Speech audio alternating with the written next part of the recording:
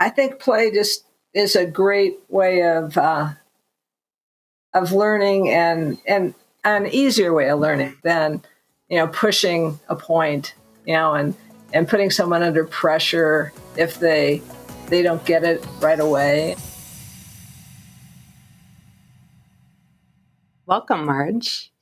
Well, thank you, Robbie. I'm glad to be here today. Yeah, it's great to have you here again. Yes.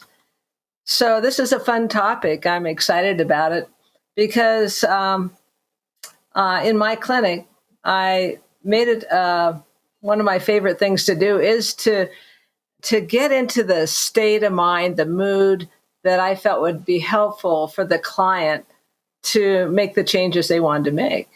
And so before I even entered the room, I would get into that state of curiosity, that state of actually confidence and calmness. And then I would basically, by me getting into the right state of mind, I could get my client in the state of mind for learning. And I know you do that too. Mm-hmm. So it's really, to me, it's all about the other client or the clients. So once my focus is on them and all the rest of my world is behind me, because when I step into the room, everything else goes away. And I'm just there looking at what they need, hearing what they say a bit, and really examining where we're going to go that day and what sort of processes we'll do that'll be fun and get the person moving in the right direction. And, from my own personal experience growing up, I guess I'm more of an inferred learner. When I was in elementary school, I was able to fake my way all the way to sixth grade and not learn how to read. And my mom was a teacher. My dad was on the school board. And I'm sure they were shocked when my sixth grade teacher said, "Margie can't read." Yeah, and, wow, that's impressive that you managed to not have anybody notice. Right, because basically I looked at the pictures, I listened to what other people said and sort of agreed or whatever. I don't know how I got through. Maybe it was the number of kids in the class. But I really wasn't interested in reading. I was much more interested in playing outside. I was on a swim team. I really, book learning wasn't for me at the time. But I found myself that summer, my parents enrolled me in a reading specialist program. And I kicked and screamed, and I was really upset about it. And I guess, what they say, our only real learning is against our will. And this certainly was for me. And I remember going there the first day because it was ruining my whole summer that I'd have to go to this reading specialist. And there were two other kids. They were from different schools. And my teacher was amazing. He made the whole idea of reading fun. He'd flash words on the screen, and he'd give us little games to put together because it was a perceptual thing because I was dyslexic, I guess.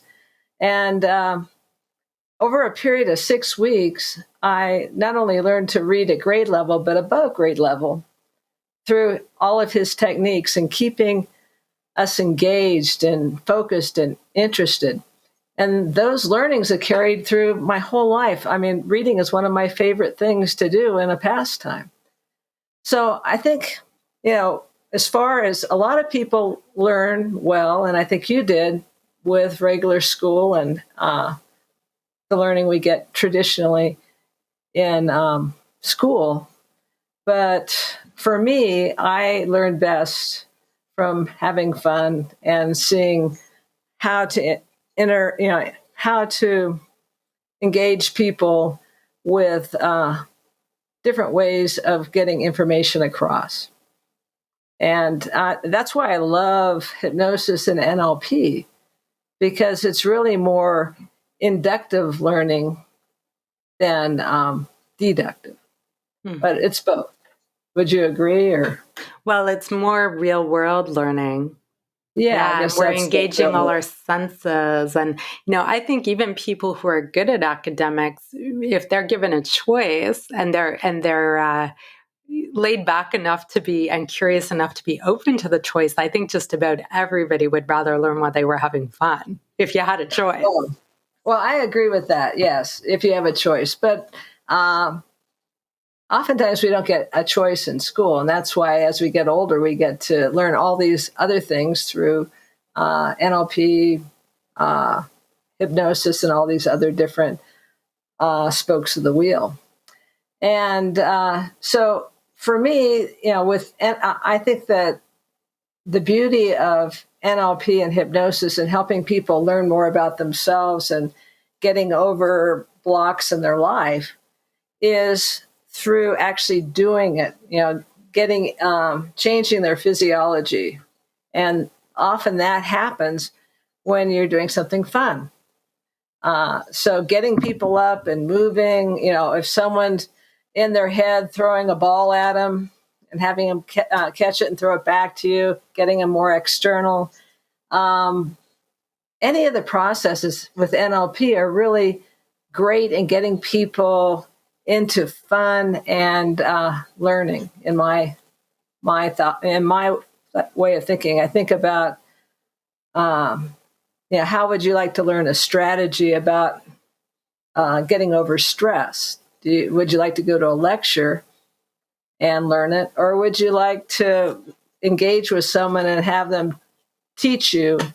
Have you teach them how you go into stress through what you see and hear and feel, and make it a game. So, what happens first, what happens second, and go through the whole process until they're in that state. And I step into that state as well, so I understand it. And then it's a game of, once you know the sequence, teaching them that, and then having them see, the game is how fast can you catch it? Can you catch it before you hold your breath? And then what do you do?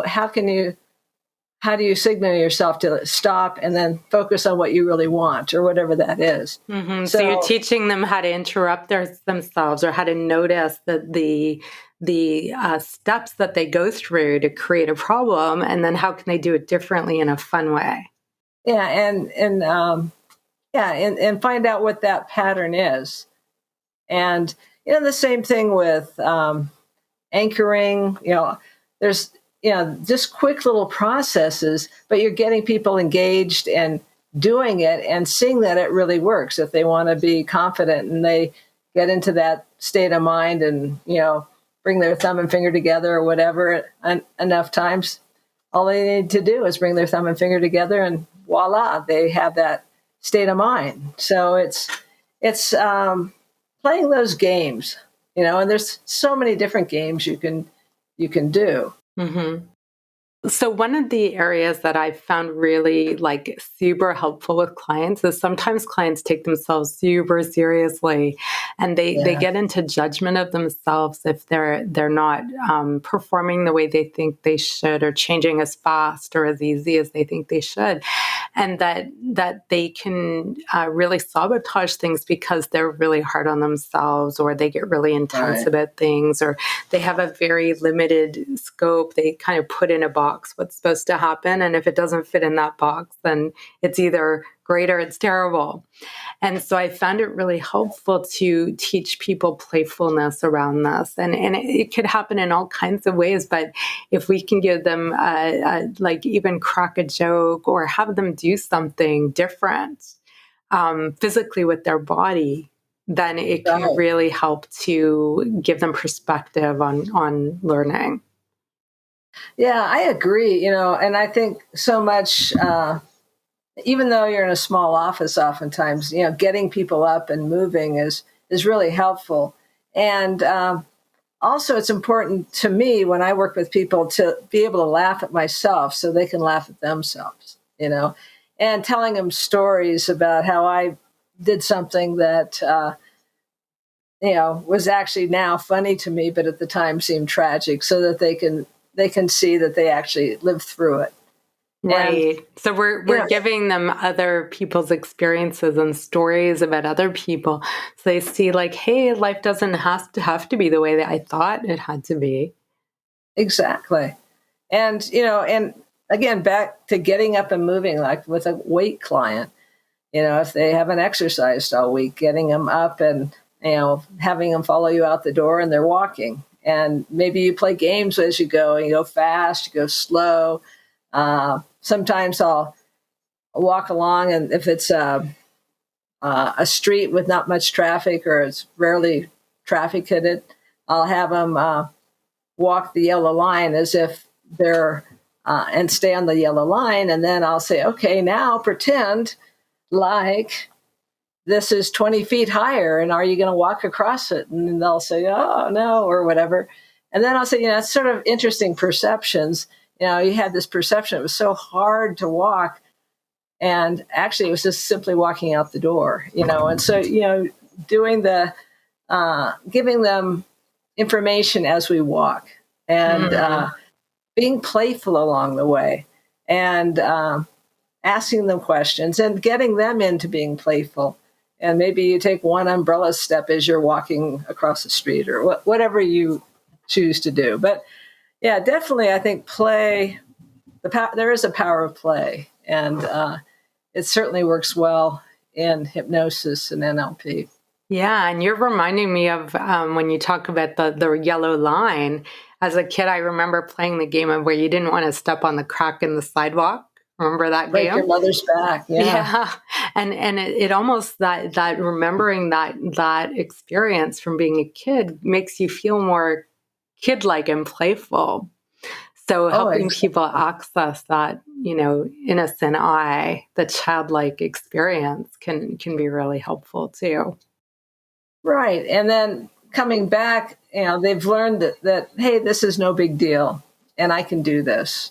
And I think that's important. Is the idea of doing as much as we can, I think, is really, really good. And teaching lessons, if they're, like if people are in a group, I might do an activity where they have to interact with each other and see who's the one that's outgoing and who's the shy one and who's the one that's helping bring people together, and like a people scavenger hunt or something like that. So I like to do fun things, and we've talked before about how actually the value of juggling with plastic sacks, and what you learn about your people and what they learn just by playing that game. I think about Erickson's My Voice Goes With You, and there's a story in there about how many ways can you get out of this room, and the person isn't using their imagination very well. And so I would do that with different people who just were sort of stuck. And we'd get to a point and I'd say, okay, Ronnie, tell me 5 ways you can get out of this room and you can't walk. And usually they'll get stressed because they're already a little overwhelmed with their situation maybe. And I'll be playful and joke with them a bit. And then they'll think, oh, well, I guess I could somersault out, or I could, skip out, or come up, things like that. And then I might say, okay, let's just say the door is padlocked shut. How are you going to get out? And they'll look around and think, well, I could get up on the chair and go through the ceiling and go, and they start using their imaginations. And then I'll say, okay, so let's just talk about your situation. Let's think of, some creative ways you could move forward here, and be playful about it. And oftentimes they come up with great ideas of what's next, and keeping them focused on the outcome, of course. And I've even, with a ball played where I'd throw the ball back and forth to someone. I remember this one woman, I was throwing it back and forth to her, and I was asking her questions, and she came up with this answer, and I repeated it, and she says, that's brilliant. And I said, you just said it. It's just like they're out of their, conscious mind, and they have that information. It's just that they're not accessing it sometimes. So, just simple things can really make a difference sometimes. Yeah, so it helps people make connections in a different way. And they also get more confident because they see, hey, if I can think of these ways to escape this room, what else could I do? Yeah. And they're in that frame of mind. Yeah. I remember having one guy who was pretty grumpy all the time. And I brought a joke book to the waiting room. And his assignment was that he had to find a good joke and come and tell it to me before his session. And we'd laugh, we'd have a good time. And it would just really change that pattern in him. And he started buying joke books, but, just doing different things just to, look at who is this person and what's going to get them more comfortable in making a change. Mm-hmm. And so, there's hundreds of ideas, I have had some clients who, let's say they're stuck, maybe they feel like really stressed out and overwhelmed and they feel really bogged down in that. I'll have them like get out their phone and find online, they can just find like their favorite music, or maybe it's in their playlist. So I'll have them put on their favorite music and dance to it. And if they're not comfortable dancing in front of me, I'll just leave the room and I'll say, okay, you go ahead, have your dance party. And they see great. How when they do that, it feels better. Right? Yeah, they have to move. Yeah. Yeah. And sometimes I have clients who are into singing and music. And so I'll have them sing for me and it makes them feel better. So I tend to utilize whatever they are into. That's what the direction I've gone. But I love some of your ideas. I'm gonna steal those, Marge. Yeah, I like yours too. So it's just I think play just is a great way of learning and an easier way of learning than, pushing a point, and putting someone under pressure if they don't get it right away. And that's the other thing I like to do, and I'm sure you do it too, is I love to give homework. I always give people homework. Like a woman I'm working with now, she's a nurse in upper state New York, and she's on disability right now because she hurt her arms. And she was a former client of mine in California. And she was stressed out and bored and unhappy with herself. And she, so anyway, I said, what do you like to do? What are you missing? And she had never finished her bachelor's degree and she wasn't that far off. And so I challenged her to start working on her bachelor's degree, and she just got it like a week ago. And it was only a matter of, 6 weeks or something, but she had the time. And then I talked to her about, well, what other things do you like? And she says, I like fiber arts. And I said, okay, this week I want you, I know you've hurt your arm, so, talk to your physical therapist or your doctor, but can you go ahead and do some knitting? And so she started doing it. And over the period of a week, she was able to make this cool hat. And she got really excited about that. And it actually helped her with her arms. So, it's just giving people homework assignments, moving them towards what they really want that they've stopped doing is powerful, I think. And just reminding people of, the extraordinary people they are and all the cool things they already know or that they can integrate into the next stage of their life. Yeah. So, yeah. Well, my very first NLP teachers, their names were Janet and Jonathan Kramer, and they used to call it home play, not homework. Oh, good idea. I like it. Yeah. But it is fun, and it's also giving them accountability that they're going to bring it back and show it to you or whatever that is. And, helping them move in that direction, actually in any program they have I think it's good to have some home play. Yeah, for sure. And so sometimes we're drawing on what they're already interested in. And sometimes we need to give them an experience where they realize, hey, I can have fun. Or like the guy who was all grumpy, all of a sudden he's like, hey, I love reading jokes.